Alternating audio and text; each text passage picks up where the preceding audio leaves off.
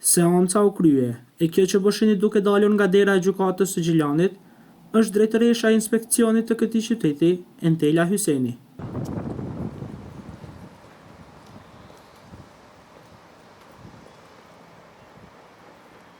Drejtoresha Alban Hysenit po përballet me drejtësinë, teksa akuzohet për keqpërdorim të pozitës zyrtare. Në një rast që lidhet me ankesat e Valjan Salihut, pronarit të disa lokaleve në lagjen Fidanishte në Gjilan, i cili është përballur me vështirësi në shfrytëzimin e tyre për shkak të një muri të ndërtuar në mënyrë të kundërligjshme.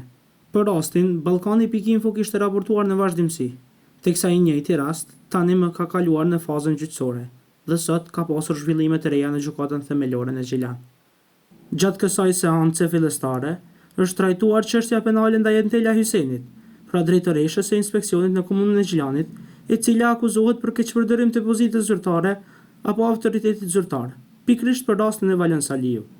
Prokuroria ka paraqitur akt akuzën duke theksuar se ekziston dyshim i bazuar se Hyseni, në cilësinë e saj si drejtoreshe e inspeksionit, nuk ka autorizuar personat përgjegjës për ekzekutimin e rrënimit të murit të lartcekur.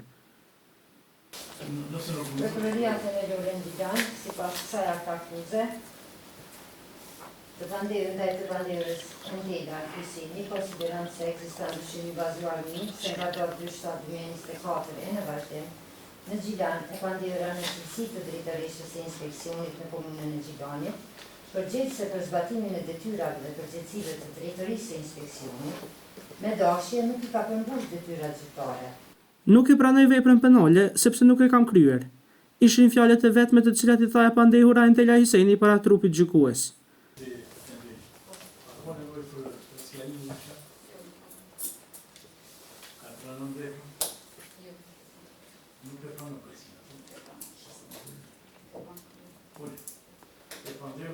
Në anën tjetër, përfaqësuesi i të dëmtuarit Valjan Salihu, avokati Alban Bakolli, ju bashkangjitet ndjekjes penale dhe kërkoi kompenzim të dëmit, duke theksuar se rrënimi ende nuk është ekzekutuar, ashtu siç përshkruhet në akt akuzë.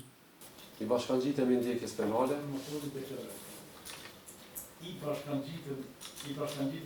Ndjekjes penale.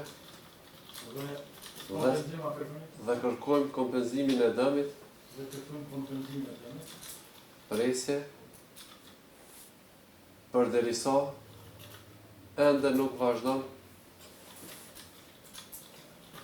që të ekzekutohet akt vendimi për rrënim.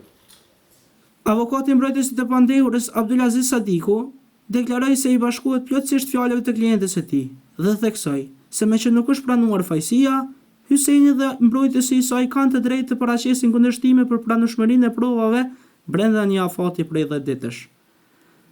Sipas akt akuzës, Entela Hyseni nga data 02/07/2024 nuk ka përmbushur detyrimet e saj ligjore, duke mos ekzekutuar akt vendimin për rrënim, pavarësisht kërkesave të vazhdueshme të Valjan Salihut. Kjo e bën atë përgjegjëse për shkeljet ligjore, sipas prokurorisë.